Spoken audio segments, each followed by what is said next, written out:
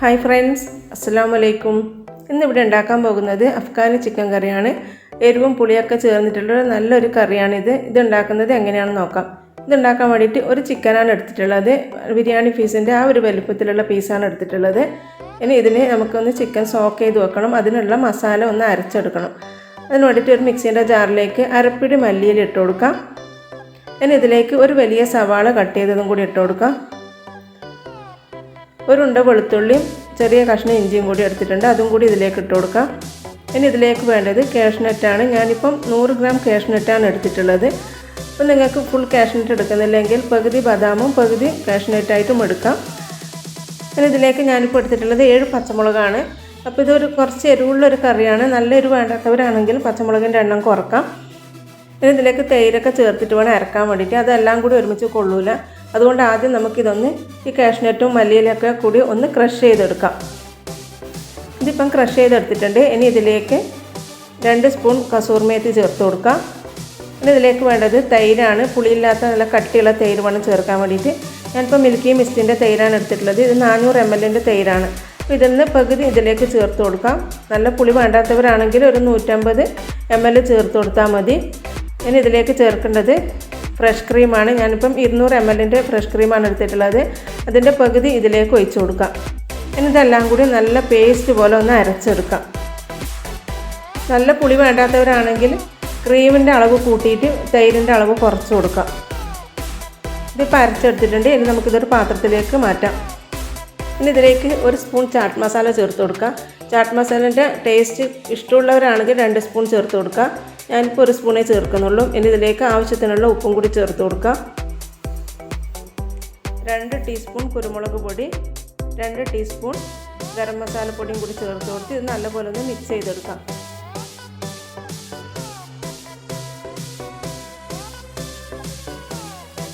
ഇപ്പം നമ്മൾ സോക്ക് ചെയ്യാനുള്ള മസാല ആയിട്ടുണ്ട്. ഇനി ഇതിലേക്ക് നേരത്തെ എടുത്ത് വെച്ചിട്ടുള്ള ചിക്കൻ ഇട്ട് കൊടുക്കാം. ഈ ചിക്കൻ സോക്ക് ചെയ്ത് വെക്കുന്നത് നമുക്ക് എത്രത്തോളം വെക്കാൻ പറ്റും അത്രയും വെക്കാം. ഞാനിപ്പോൾ 1 മണിക്കൂറേ ഇത് വെക്കുന്നുള്ളൂ. നമ്മളിതൊന്ന് സോക്ക് ചെയ്യാൻ വെക്കുന്നത് ഫ്രിഡ്ജിൽ വെക്കണം, പുറത്ത് വെക്കരുത്. നമ്മൾ തൈരിലൊക്കെ സോക്ക് ചെയ്ത് വെച്ചിട്ടുണ്ടാക്കുന്ന ചിക്കൻ്റെ പീസ് നല്ല സോഫ്റ്റും അതുപോലെ തന്നെ നല്ല ജ്യൂസിയും നല്ല ടേസ്റ്റാണ് ആ ചിക്കൻ്റെ പീസ് കഴിക്കാൻ തന്നെ. നമുക്ക് കറി ഉണ്ടാക്കാൻ തുടങ്ങാം. അതിന് വേണ്ടിയിട്ട് പാത്രം ചൂടാൻ വെച്ചിട്ടുണ്ട്. ഈ കറി ഉണ്ടാക്കാൻ വേണ്ടിയിട്ട് ബട്ടറോ നെയ്യോ ഏത് വേണമെങ്കിലും എടുക്കാം. ഞാനിപ്പോൾ ബട്ടറിലാണ് ഉണ്ടാക്കുന്നത്. 100 ഗ്രാം ബട്ടറാണ് എടുത്തിട്ടുള്ളത്.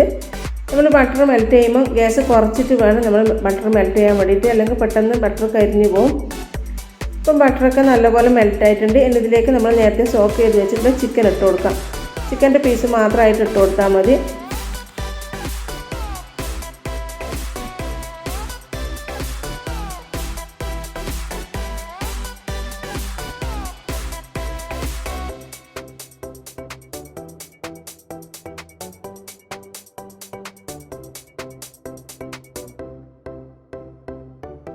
ചിക്കൻ ഒരുപാട് അങ്ങ് ഫ്രൈ ചെയ്തെടുക്കണ്ട. ഒരു 5 മിനിറ്റ് ഫ്രൈ ചെയ്താൽ മതി. 2 ഭാഗവും 5 മിനിറ്റ് വെച്ചിട്ട് ഫ്രൈ ചെയ്തെടുത്താൽ മതി.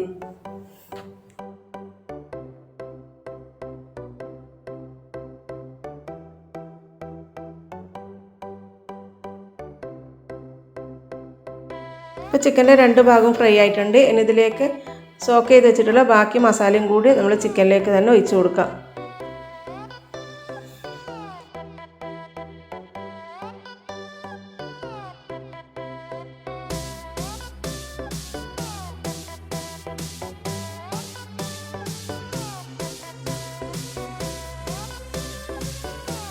ഇതൊന്ന് മിക്സ് ചെയ്ത് ചെറുതായിട്ടൊന്ന് തിളക്കുന്ന സമയത്ത് നമുക്ക് അടച്ചിട്ട് ഒരു 10 മുതൽ 15 മിനിറ്റ് വരെ ലോ ഫ്ലെയിമിലിട്ടിട്ട് ഒന്ന് വേവിച്ചെടുക്കാം.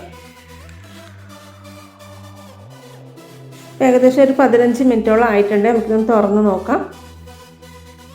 ഇപ്പം ഇതൊന്ന് നല്ലപോലെ ഒന്ന് മിക്സ് ചെയ്ത് കൊടുക്കാം. ഇപ്പം നമ്മൾ കറി ഏകദേശം ആയിട്ടുണ്ട്. ഇനി ഇതിലേക്ക് ചേർക്കുന്നത് കസൂർ മേത്തിയാണ്. നമ്മൾ കയ്യിലിട്ടൊന്ന് തിരുമ്മിയതിന് ശേഷം ഇതിലേക്ക് ചേർത്ത് കൊടുക്കാം. നമ്മളൊന്ന് ചെറുതായിട്ടൊന്ന് പൊടിച്ചിട്ട് വേണമെങ്കിലും ചേർത്ത് കൊടുക്കാം, അല്ലെങ്കിൽ ഇതുപോലെ ഒന്ന് കയ്യിലിട്ട് തിരുമ്മിയിട്ട് ചേർത്ത് കൊടുത്താലും മതി. ലാസ്റ്റ് കുറച്ച് കസൂർ മേത്തി ചേർക്കുമ്പോൾ ഈ കറിക്ക് നല്ലൊരു ടേസ്റ്റാണ്. ഈ കസൂർ മേത്തിൻ്റെ ടേസ്റ്റ് ഇഷ്ടമില്ലാത്തവരാണെങ്കിൽ ലാസ്റ്റ് ചേർക്കുന്നത് ഒഴിവാക്കാം. അപ്പോൾ നമ്മൾ പെട്ടെന്ന് തന്നെ ഉണ്ടാക്കാൻ പറ്റിയിട്ടുള്ള നല്ലൊരു കറിയാണ്. തക്കാളി ഉള്ളിയൊന്നും വഴറ്റേണ്ട ആവശ്യമില്ല. നല്ലൊരു ടേസ്റ്റ് ആയിട്ടുള്ളൊരു കറിയാണ്. ചപ്പാത്തിൻ്റെയും പൊറോട്ടൻ്റെയൊക്കെ കൂടി കഴിക്കാൻ പറ്റിയ നല്ലൊരു കറിയാണിത്. നിങ്ങൾ ആദ്യമായിട്ടാണ് എൻ്റെ ചാനൽ കാണുന്നതെങ്കിൽ സബ്സ്ക്രൈബ് ചെയ്യാത്തവരുണ്ടെങ്കിൽ ഒന്ന് സബ്സ്ക്രൈബ് ചെയ്യുക. നിങ്ങൾക്ക് എൻ്റെ റെസിപ്പി ഇഷ്ടമായിട്ടുണ്ടെങ്കിൽ ഷെയറും ലൈക്കും ചെയ്ത് ഒന്ന് സപ്പോർട്ട് ചെയ്യുക. ഇൻഷാ അല്ലാഹ് മറ്റൊരു റെസിപ്പിയുമായിട്ട് വീണ്ടും കാണാം.